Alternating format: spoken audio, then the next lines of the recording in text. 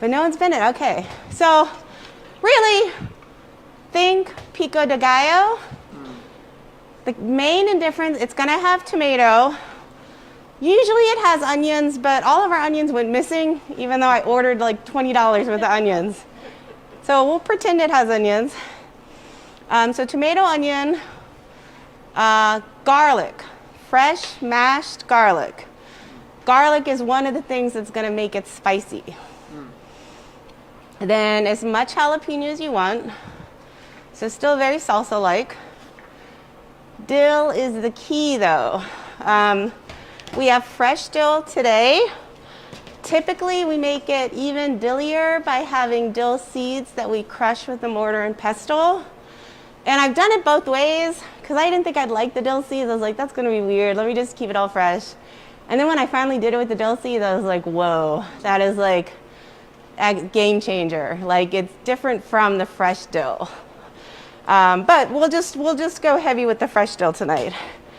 And then it's just lemon juice. Now this recipe says olive oil. But here's the thing about Arabic salsas. Or we think of them as salads, but they really look a lot like salsas in our mind. And tell me if this is how you were raised. The way I was raised is if you're making it to serve with rice, which is what we're doing tonight, you only do the lemon juice. But if you're making it to serve with bread, you add the olive oil. So, did you do that? Yeah. I don't have any comment on that. I was raised with the olive oil. Always olive oil? No, lemon juice and olive oil. Yeah, lemon juice and yeah. So I'm gonna stick with. Typically like a side salad. Yeah. I call it salsa just because I'm like, if I say salsa, they'll know. Like that's what we're looking for, right? So I was going to make you guys dice and chop and prep and everything. But then I was like, that's also like a health hazard too. And I didn't know how to make that work. So we mostly did it all. But if you want to come look, you'll see the ingredients. So one of the keys here is texture. You definitely want half your tomatoes mashed or blended. Not like gazpacho, not like soupy, but like salsy, chunky. But then half you want diced because you still want a good bite of tomato. I told them they could put as much jalapeno in. I guess we went hard on the jalapeno, so watch out, everyone. There's 2 heads of fresh garlic in this. So this, I'm thinking, will serve everyone here tonight, so 40 to 50 people. I don't know how many people you normally cook for. This recipe should serve a regular amount of people. But you get the basic ratios. So what we're going to do is I'm going to chop up this dill real fast. We're going to remove the biggest stems. But honestly, I'm not too worried about it. And then once we get the dill and lemon juice and salt in, it's all about just seasoning to taste. So what did the folks think so far? Looks delicious. Did you think this is something you could pull off at home? Yes. Who here likes dill? I do. See, I didn't like dill at all. I was like, dill, I don't know. I only ever had it on like bland food. I'd never put dill with spicy before. And I found that's just a game changer for me. So now I'm like really digging the dill. Try how the dill seeds change the taste. Yeah, so like think about the difference between coriander seed and fresh cilantro. Because it's the same plant, it's the same thing going on. Fresh cilantro is the leaf of the coriander plant. And then coriander seeds you would take and crush those into a powder to serve in usually cooked and prepared meals. So, you can think, some people, who here hates cilantro and thinks it tastes like soap? Do we have one? Yeah, do we have 2, kind of. So you won't get that with dill. Everyone likes dill. Just the dill seed gives it kind of both an earthier and a stronger dill flavor, where the fresh dill gives it that real freshness, you know? So, kind of a heavy hand with the lemon juice.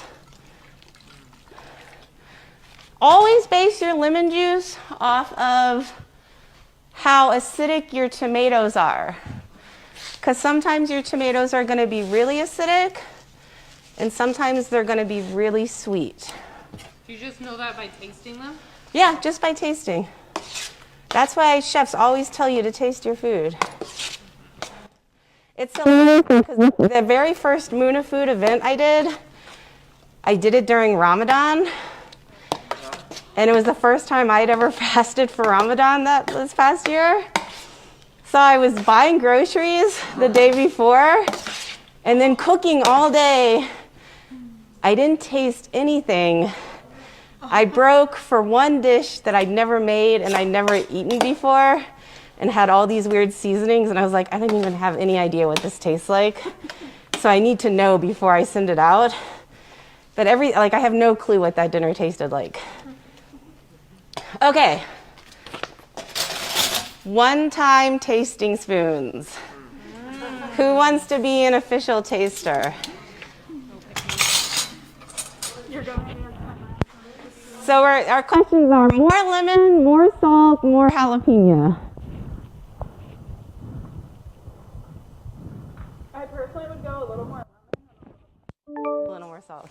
I went light.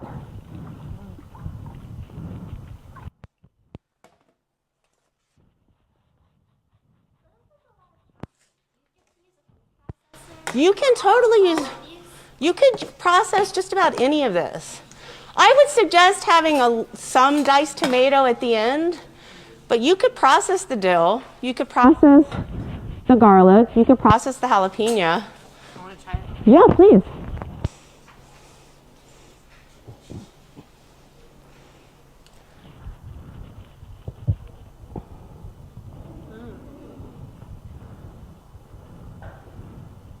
It's good. I could go with even more lemon. More lemon. I did 3 rounds last time. It's a lot of salsa. So, how's salt? Maybe a little more salt. Not as much as you put last time, but Tomatoes can eat up salt. Okay. Third taster. Anyone?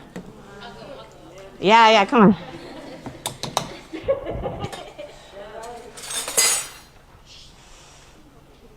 We'll see if it passes the test.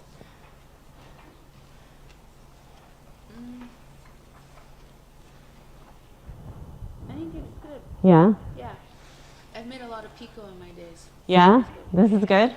How do you think the jalapeno is? Oh, I could use more jalapeno, but Well, we'll go easy on everyone. you can't take spice out, so I think it's good. Okay. 'Cause I don't know how everyone's spice. I'll dice some jalapeno and people can have some on the side if they want more. I think it's good. All right. Okay. Let's serve dinner then.